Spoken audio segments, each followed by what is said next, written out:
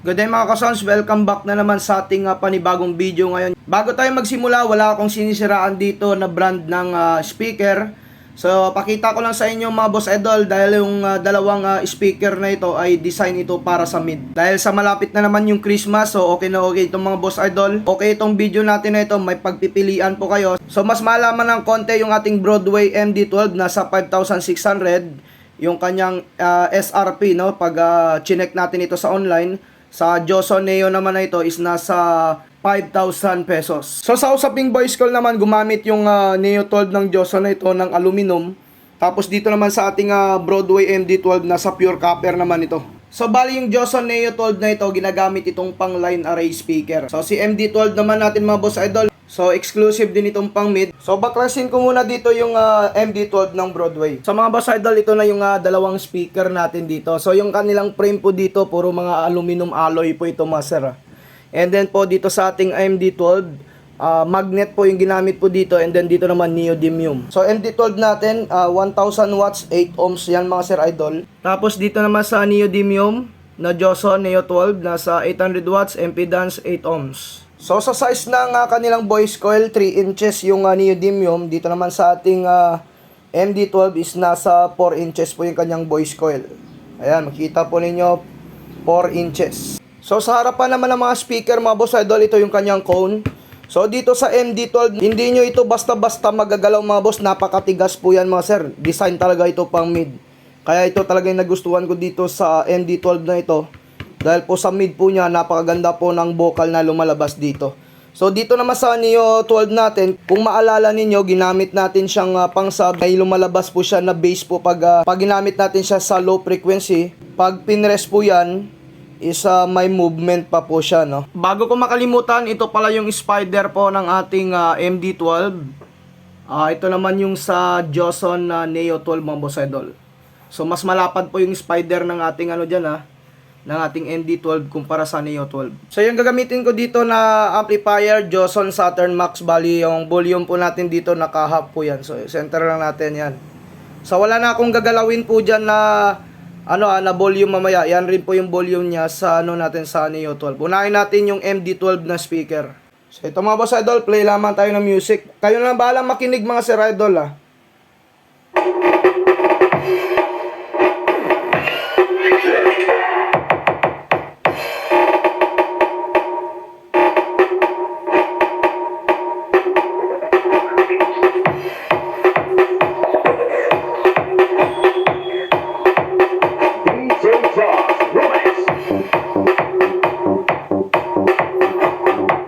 Inangat ko yan kasi may butas yan sa loob.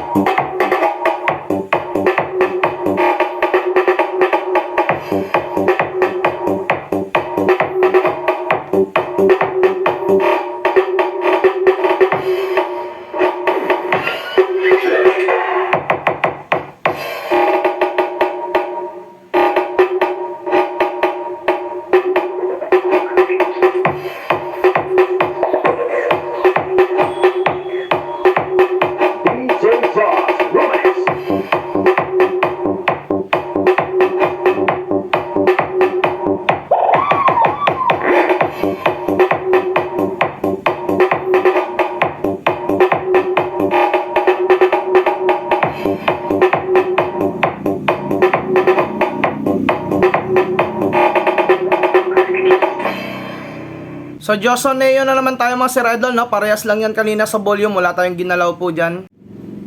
Same sounds lang din yung gagamitin ko. Nilagyan ko din siya ng karton dito para umangat po, kasi may butas po yan sa likod ng speaker. So play tayo ng music. Shout out ulit kay DJ Jazz pala, no? Nakalimutan natin siyang i-shout out.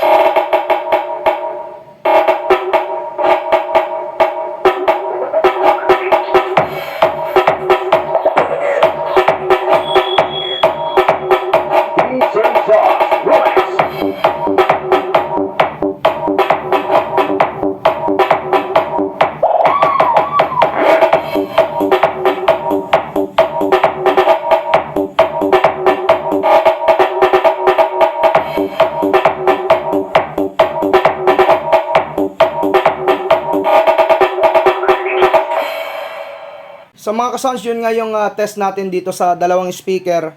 Kung sa live po ninyo pakikinggan, mas malakas dito yung yung tunog ng Joson Neo 12.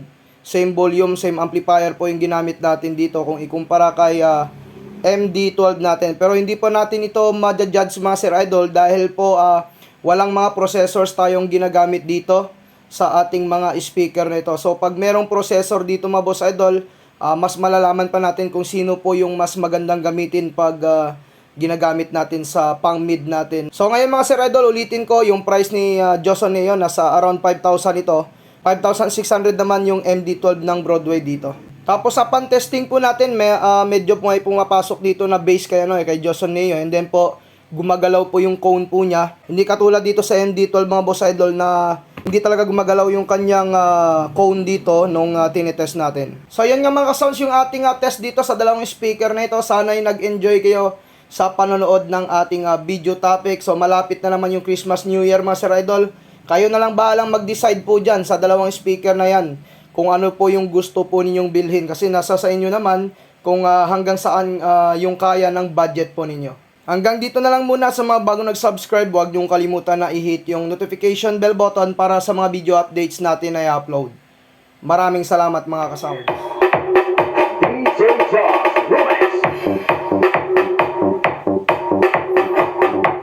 Inangat ko yan kasi may butas yan sa loob.